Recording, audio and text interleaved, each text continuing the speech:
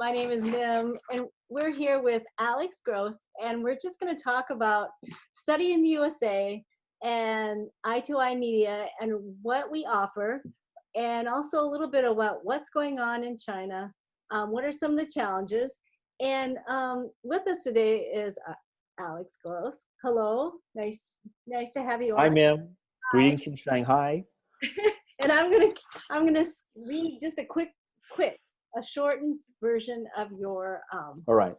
standing bio. Okay, you're a native Yep. New Yorker. You're originally from Manhattan, and you're a graduate of the Browning School and Columbia University.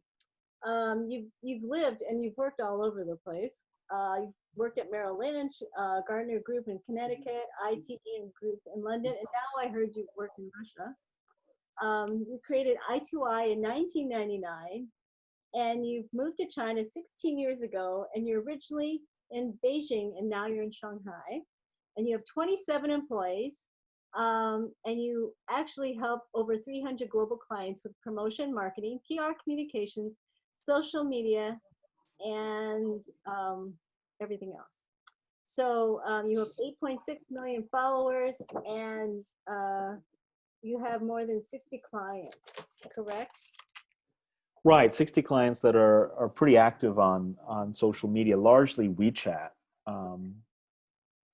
which of course is the leading social media platform in China, with about 1.1 billion users, about 900 to a billion users every single day. What's really amazing about WeChat is the average user is on WeChat for like 2 to 3 hours every single day.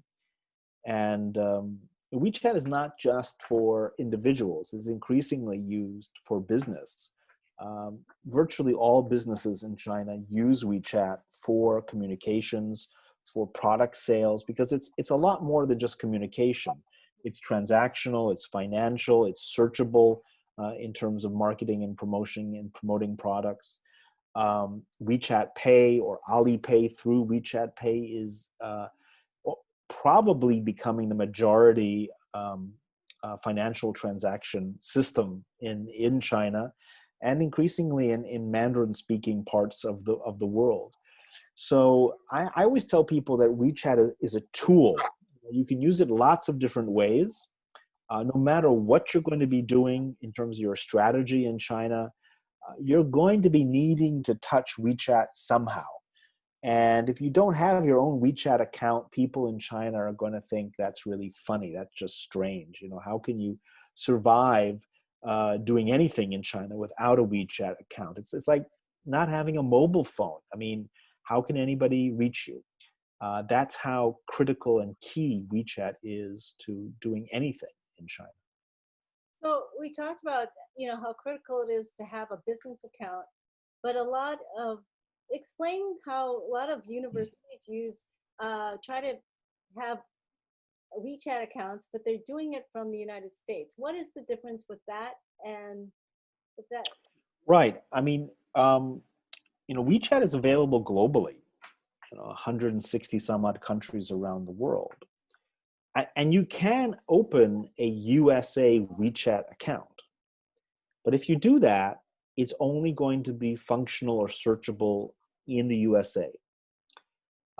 So if you're trying to reach Mandarin speakers in China, it's not going to be searchable from China. Now, there's two different kinds of accounts. There's an official account, or what's really called a service account. And there's a personal account, sometimes called a subscription account.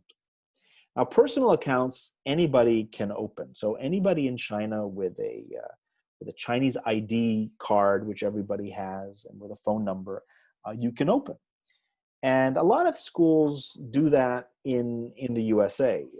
So maybe they have an employee or a student or somebody that they know has a Chinese ID card.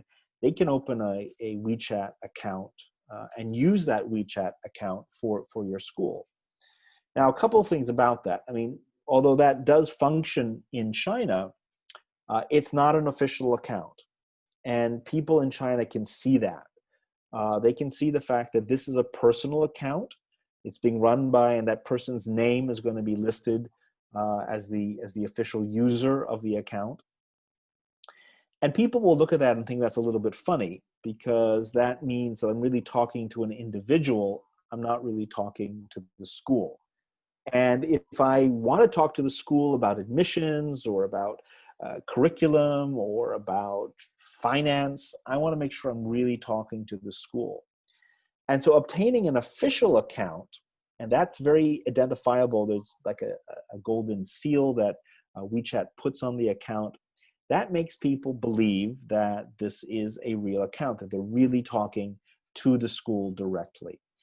And I think that's an important element for any school that's considering what they're going to do on WeChat, is to be able to open an official account or a business account. That is possible to do from the USA into China.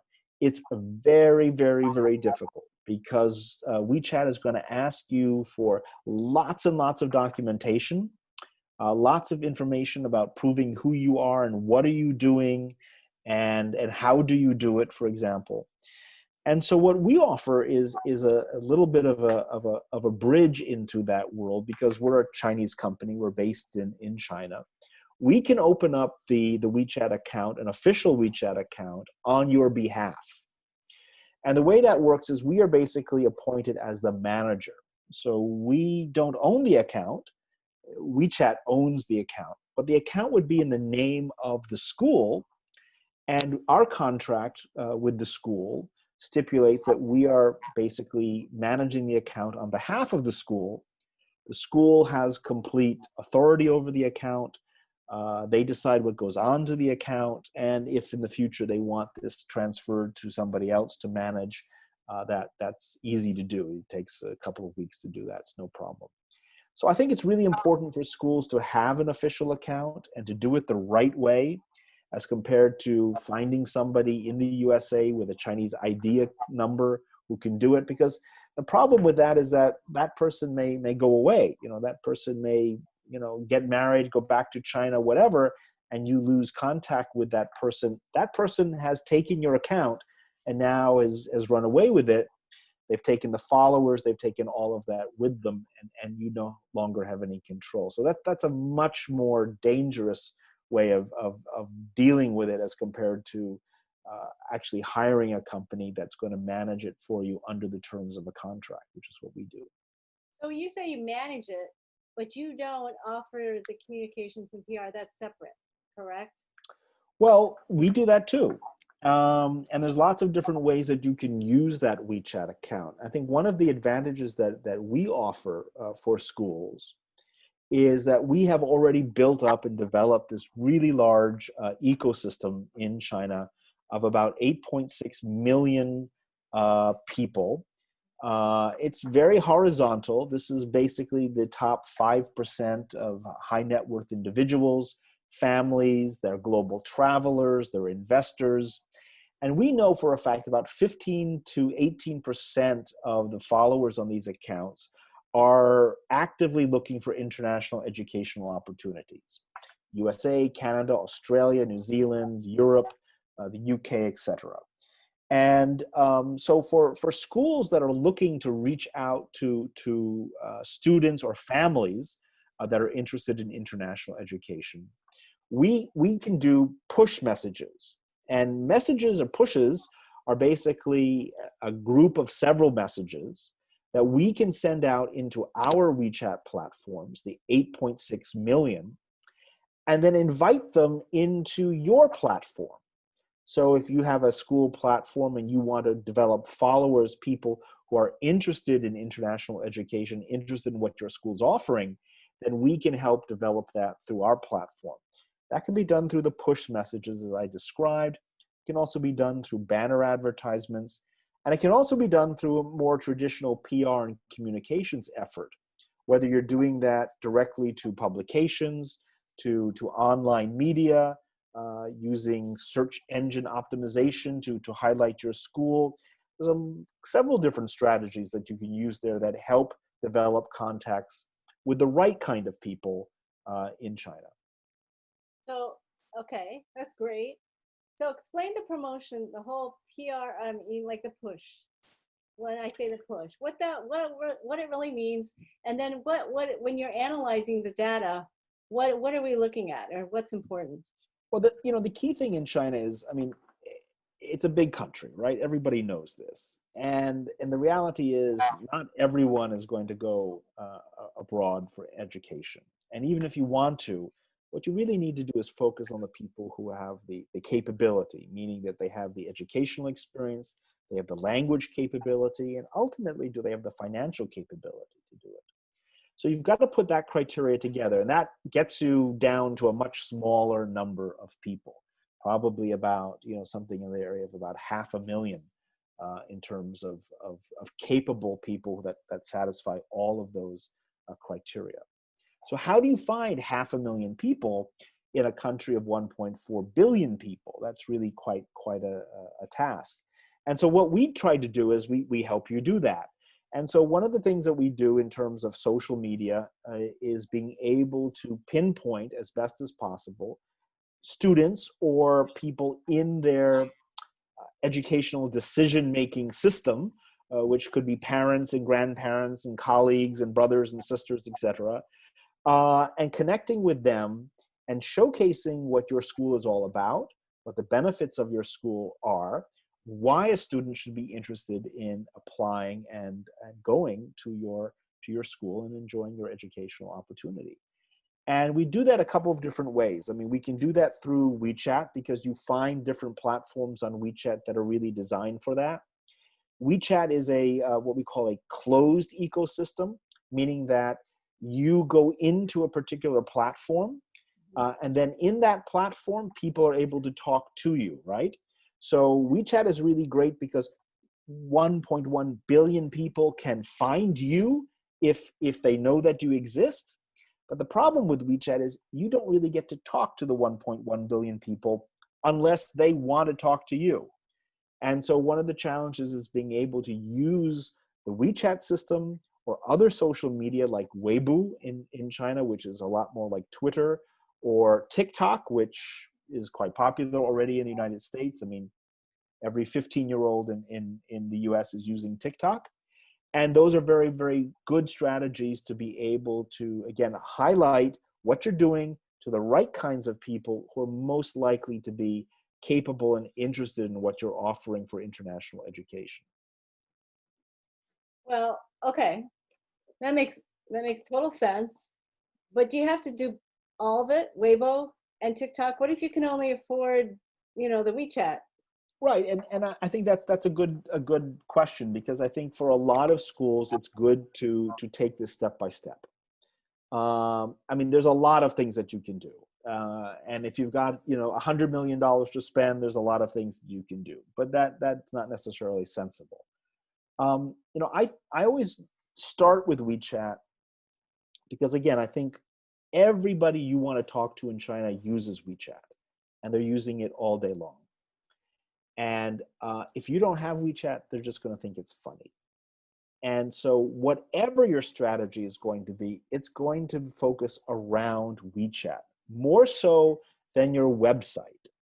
I mean, people really, the internet in China has become the back end to mobile.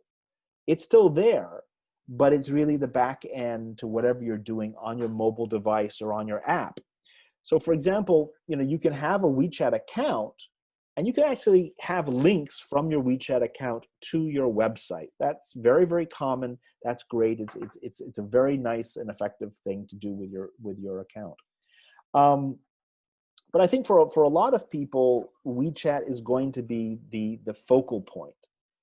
And so if you're using it for recruitment, WeChat is a great place to be able to provide information about your application. You can do interviews. You can provide information about finance, about how to travel to the USA, about visa information, what it's like to be a student at your school, what it's like, to be outside. Here are the great Chinese restaurants nearby. What is it like to go to a football game on a Saturday afternoon? All this kind of stuff. And that's really a great place to park all that information, because people are going to find it. Also, WeChat is very shareable. So when you do pushes or when you do any messaging, I can read that and I can share that with my friends.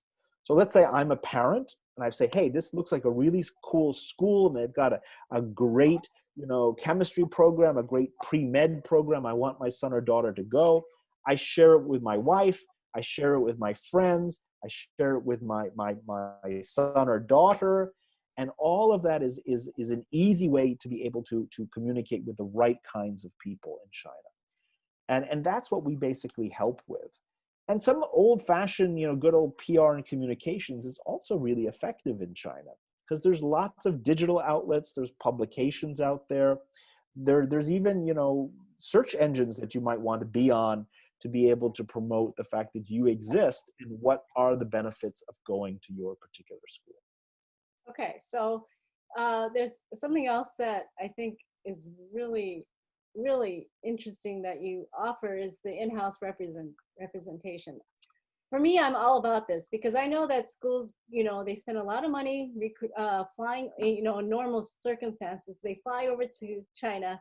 They spend months over there recruiting. How is this different? And I know you're not an agency because we don't get a fee. There's not a percentage commission. So how does this work and what is the benefit of this? Well, the most, you're right. I mean, first, it's a strange time. It's a strange world right now because the fairs don't really exist because international recruiters cannot come into the country at the moment. But the demand for international education is there. Maybe students are not going this year or for 21, 22, but they're certainly thinking about 22 and 23. Having a representative, a face, a voice, your eyes and ears in China is really, really key. Virtual is very cool, but China remains a face-to-face kind of country. In China, we say you're not really doing business unless you're eating and having dinner or having lunch with somebody. That's the only time that you're really, really doing business with somebody. And that's true in terms of recruitment. Because not only are you interested in learning about the student wants to learn about you. I mean, after all, we're talking about a big investment. We're talking about a major step in somebody's life. And we're talking about going 8,000 miles away on the other side of the world. It's pretty scary under the best of circumstances. And so having a real person in China, I always think is really what is going to make the difference in terms of your success. And I think success is not just in terms of getting the right number of students to apply and to actually, convert into matriculated students, but also really in making sure you're getting the best students that are for the school and for yourself. Because students are your ambassadors. Students are going to go out there and talk about their experience. They're going to be your best marketing and promotion in the future. They're going to be your alumni. And I think making sure that you're doing that properly and correctly as compared to working with an agency who's only paid on success, meaning a student actually goes and the parents pay the money. We think that model in China is dangerous because it results sometimes in students being mismatched with the schools. And an unhappy student is not what you want. It's not good for the student. It's not good for the school. It's not good for your reputation in a social media world. And so making sure that information is being provided honestly and respectfully, and that you've got control as the school, you've still got control over what's going on in the China market, I think is really key for schools that are looking to do it in the right way. How would then the representative communicate with the school? Do they? A lot of different ways. The key thing is that you've got a real person that you work with on a daily and weekly basis. And that person coordinates any and all efforts that you're engaged in China. So whether it's the social media strategy, whether it's actually going out to schools or to events to recruit directly, whether it's a PR and communications program. And ultimately, one day, there will be live events and fairs in China, and there'll be opportunities for road shows, and people from the States are going to want to come back into China and go out there. and having somebody who can really navigate you through where are the best places to go, what schools should we really be considering, what schools are most likely to be producing students for us, or going to give us the best audience of students for us to talk to in the future. And China's becoming a lot more competitive for school recruiting. I mean, 10 years ago, 15 years ago, you basically only had to go to Beijing and Shanghai, and you could probably find the students that you wanted. That's no longer the case. I mean, China has become much more complex. The growth in international education is coming from second and third tier cities.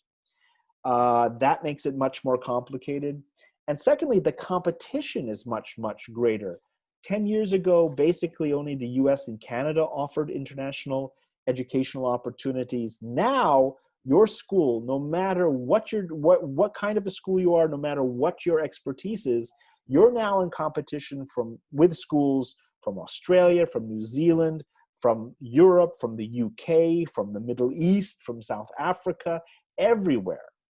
And so being able to stand out in that really noisy environment is a challenge these days in China. There's a lot of schools out there talking to an awful lot of students, and they all say they are the best. And many of them are the best. But I think it's important to make sure that your message is getting to the right kind of students who are likely to join you in the future. So what I hear from you is that it's just really intentional. Everything that you're going to be doing is super intentional. Right. And you know, in some cases you get a full-time person. Mm-hmm. I mean, so, you know, think about that. You're getting a full-time person with the resources of a company that can implement programs today, tomorrow, if that is a choice, if that's necessary. So, you know, one of the things that's, I think, important, you know, it is possible to do presentations and recruitment at schools throughout China. Sometimes those schools, you know, are not always that organized in terms of whether they can schedule a recruiting session. So if you're going to host a luncheon or an after-school session to present the school, and hey, you know, Mr. Wong calls from the American International School in Shanghai and says, hey, you know, I've got a spot for you on Thursday afternoon at 4 o'clock. Can you be here? Well, if that happens, we can be there at 4 o'clock on Thursday afternoon. If you are in the States, chances are you're not going to make it by 4 p.m. on Thursday afternoon. That's a huge advantage at being able to present your school at a place like American International School in Shanghai, where you've got, you know, 300 students who are you know, sophomores and juniors and looking at university. That's really a good advantage. Speaking of the high schools, you're the publisher of American Campus, which is part of Study in USA, and we're very excited about it. And it's on it's on several reading platforms. Is that right? Yeah, it's on Dulan, and you know, online reading platforms are very popular still in China for publications. I mean, we designed a program for American Campus where it's distributed firstly directly to schools, about 750 schools in China that have international preparatory programs. So they're specifically designed to make students eligible for international education. And so we hunted out those schools throughout China. And when you look at all the schools that it's distributed to, about 60 to 70% of the schools are in the secondary and third tier cities. And what's really impressive is that some of these schools are big, and they have 200 students in their university prep program or an international baccalaureate program. And when you ask them, you know, really how many of these students are going to go internationally, they say, you know, 60, 70% of these students will go to international universities somewhere around the world. So I think what's really surprising is how the appetite for international education remains really, really strong. And And American Campus is a great way to connect. I mean, I think that, sometimes people kind of scoff at print publications. In China, they're really, really successful because you have the ability to really pinpoint your connection point. So what we do is we distribute the magazines. I think it's 30,000 copies that have gone out. And each school gets a certain number based on what they've requested and based on the size of the school. And the schools have distribution programs available to them so that the magazines are handed out to their high school students, or available, like they have a guidance office, or in the administration office, or it's available in the library or in the cafeteria. So each school has a slightly different way of distributing it. But we work with the schools to make sure that the publication is going to the right students at the school. And it's kind of old-fashioned, yes, but it's really, really pinpoint, because anybody who's interested in international education is probably at one of these schools. And they're not just private schools, by the way. A lot of them are public schools as well. Yeah, and it's kind of the tangible side of, the sharing, right? In social media, Right. we share, but it's the tangible that gets passed over. It is. On into It is. And people can open up the magazine. And if you're a school and you're an advertiser, like in American Campus, and you have a WeChat platform, you've got your QR code, and the QR code is there in the magazine, and people will zap it, and they'll be able to find your WeChat platform. And that kind of promotion actually is very, very effective. I mean, we go to fairs in China, and we have guys with T-shirts with the QR code, and people will zap the QR code. It's really, really common. I know QR codes are not seen in the U.S., but here it's very, very normal to see them. Yeah. So that's what we expect is the in-house rep. If you have one, then they'll be wearing a QR code T-shirt. Right, they will, and they'll show up at the presentation with the QR code, maybe on the back or whatever. And I think just having the rep in China also gives you a lot of information, because having a rep will be able to communicate with you on a weekly basis about what is going on, what is working, what is not working. One of the challenges, if you're far away and you're just engaged, let's say in a social media or PR program, you don't necessarily get effective feedback on a regular basis. You don't get the analytical feedback to say, hey, maybe we need to change this a little bit because it might be more effective at getting our message out. Or maybe we need to change, our photography. Or maybe we need to highlight, hey, you've got a great Chinese basketball player. Let's put that person on the cover of the brochure.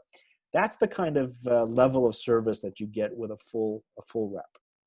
Speaking of brochures, you've come out with a great idea, and you want to talk about the brochures and what that possibility could be? Right. I mean, this is kind of an extension, of what happens with American Campus. And again, it's good old-fashioned, direct marketing.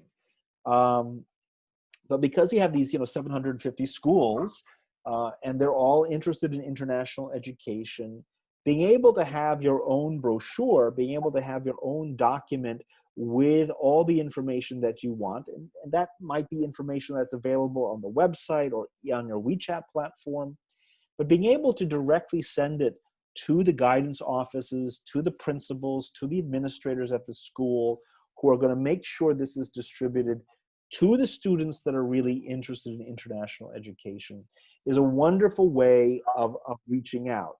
And surprisingly, not only is it very, very focused, but it actually is relatively cost efficient. Because again, you're marketing to an audience that is 90% interested and 90% likely to choose an international education. That's where you want to be. I mean, you can market to 1.4 billion people in China, but 1.4 billion people are never, ever coming to your school. So why do that? Make sure you're talking to the right people. And that's what this direct marketing program can do for you. That's a great pitch. Appreciate it. And it's, flexible. Yeah. Because, you can make it a 4-pager, you can make it a 32-pager, you can do a lot of different things with it. Obviously, there's a little bit of cost difference in all of that. But the idea is that, you can hit this market with a lot of information in a very, very short period of time. and it's very focused. Again, that's the key thing. You don't want to talk to 1.4 billion people. And that is the reason why we like partnering with you. And if you're interested in any of these products that we talked about, please contact Study in the USA, and we'd be happy to talk to you about it. We are, and if you're interested in in-house rep, you know, Alex and I or another account exec, we can meet with you and discuss that. Right. I think, you know, everybody has a different idea about how it can work. Right. I mean, we have a lot of tools, but all of these tools are very flexible. They're all customizable. And, you know, everybody has a different way of doing it, and they can all work. You know, there's never one way of making it work. But, you know, the selection of international education is very, very personal. I think it's really very customized, you know, because after all, as a student, you know, every student doesn't take the same set of classes. Your educational experience is very, very unique and individualized. And so being able to design a program that reaches out to students in the same way, a very individualized, a very unique program for what your school is trying to achieve, and the message, the type of education, the opportunity, and being able to mate that effectively to these particular students that you're looking for is what we're able to do.